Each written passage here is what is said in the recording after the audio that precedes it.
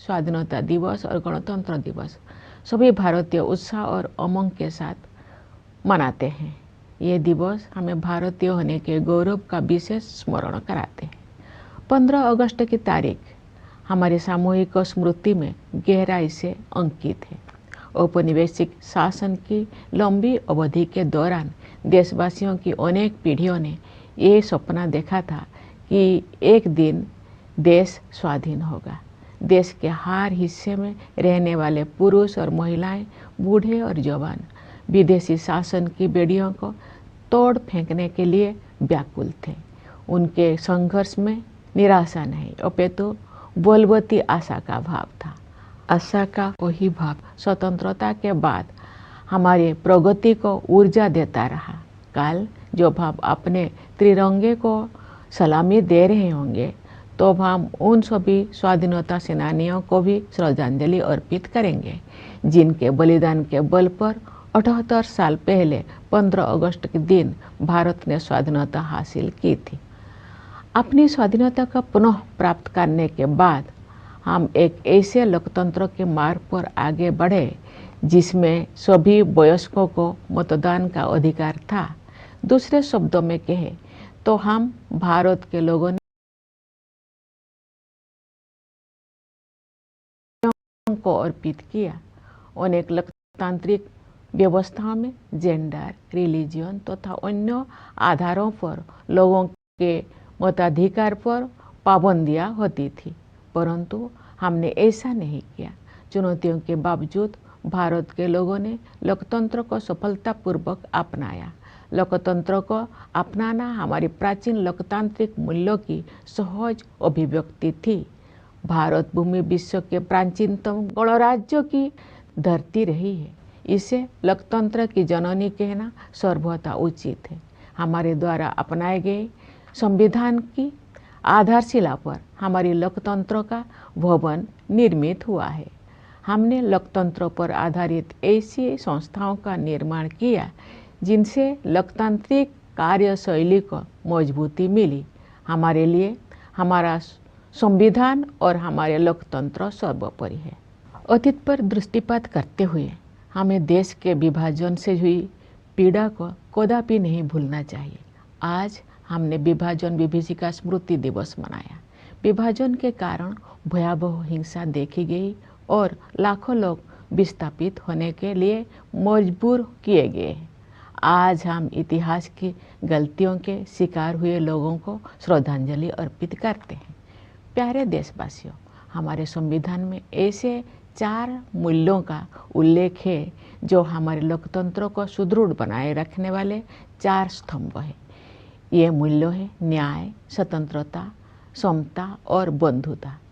ये हमारी सभ्यता के ऐसे सिद्धांत हैं जिन्हें हमने स्वाधीनता संग्राम के दौरान पुनः जीवंत बनाया है। मेरा मानना है कि इन सभी मूल्यों के मूल में व्यक्ति की गरिमा की अवधारणा विद्यमान है। प्रत्येक व्यक्ति समान है और सभी को ये अधिकार है कि उनके साथ गरिमापूर्ण व्यवहार हो। स्वास्थ्य सेवाओं और शिक्षा सुविधाओं तक सभी की समान पहुंच होने चाहिए। सभी को समान अवसर मिलने चाहिए। जो लोग पारंपरिक व्यवस्था के कारण वंचित रह गए थे, उन्हें मदद की जरूरत थी। इन सिद्धांतों को सर्वोपरि रखते हुए हमने 1947 में एक नई यात्रा शुरू की। विदेशी हुकूमत की लंबी अवधि के बाद स्वाधीनता के समय भारत जूझ रहा था, लेकिन तब से अब तक के 78 वर्षों में हमने सभी क्षेत्रों में असाधारण प्रगति की है। भारत ने आत्मनिर्भर राष्ट्र बनने के मार्ग पर काफी दूरी तय कर ली है और प्रबल आत्मविश्वास के साथ आगे बढ़ता जा रहा है। आर्थिक क्षेत्र में हमारी उपलब्धियां साफ साफ देखी जा सकती है। पिछले वित्त वर्ष में 6.5% की सकल घरेलू उत्पाद वृद्धि दर के साथ भारत दुनिया की प्रमुख अर्थव्यवस्था में सबसे तेजी से बढ़ने वाले देश है। वैश्विक अर्थव्यवस्था में व्याप्त समस्याओं के बावजूद घरेलू मांग में तेजी से वृद्धि हो रही है। मुद्रास्फीति पर नियंत्रण बना हुआ है, निर्यात बढ़ रहा है। सभी प्रमुख संकेतक अर्थव्यवस्था की मजबूत स्थिति को दर्शा रहे हैं। ये हमारे श्रमिक और किसान भाई बहनों की कड़ी मेहनत और समर्पण के साथ साथ सुविचारित सुधारों और कुशल आर्थिक प्रबंधन का भी परिणाम है। सुशासन के माध्यम से बड़ी संख्या में लोगों को गरीबी से बाहर निकाला गया है। सरकार गरीबों के लिए अनेक कल्याणकारी योजनाएं चला रही है। जो लोग गरीबी रेखा से ऊपर तो आ गए हैं लेकिन मजबूत स्थिति में नहीं है, उनको भी ऐसे योजनाओं की सुरक्षा उपलब्ध है ताकि वे फिर से गरीबी रेखा से नीचे ना चले जाए। ये कल्याणकारी प्रयास सामाजिक सेवाओं पर बढ़ते खर्च में परिलक्षित होते हैं। आय की असमानता कम हो रही है, क्षेत्रीय असमानताएं भी कम हो रही है। जो राज्यों और क्षेत्र पहले कमजोर आर्थिक प्रदर्शन के लिए जाने जाते थे, वे अब अपनी वास्तविक क्षमता प्रदर्शित कर रहे हैं और अग्रणी राज्य के साथ बराबरी करने की दिशा में आगे बढ़ रहे हैं। हमारे अग्रणी व्यवसायियों, लघु एवं मध्यम उद्यमियों और व्यापारियों ने हमेशा कुछ कर गुजरने की भावना का परिचय दिया है। समृद्धि के सृजन के मार्ग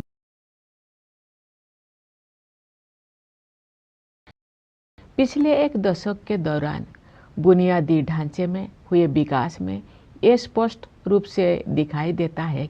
हमने भारतमाला परियोजना के तहत राष्ट्रीय राजमार्ग नेटवर्क का विस्तार और सुदृढ़ीकरण किया है। रेलवे ने भी नवाचार को प्रोत्साहन दिया है तथा नवीनतम टेक्नोलॉजी से युक्त नई तरह की रेलगाड़ियों और डिब्बे का उपयोग किया जाने लगा है।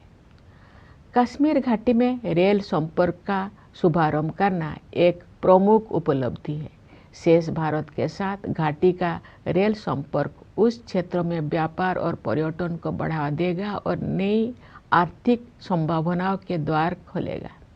कश्मीर में इंजीनियरिंग के ये असाधारण उपलब्धि हमारे देश के लिए एक ऐतिहासिक माइलस्टोन है।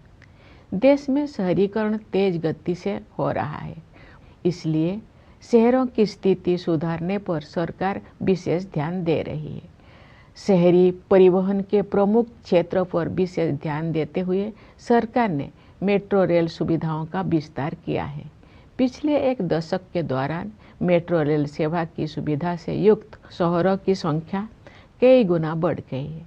शहरों के कायाकल्प और शहरी परिवर्तन के लिए अटल मिशन यानी अमृत ने ये सुनिश्चित किया है कि अधिक से अधिक घरों में नल से पानी की भरोसेमंद आपूर्ति हो और स्टोरेज कनेक्शन सुविधा उपलब्ध हो।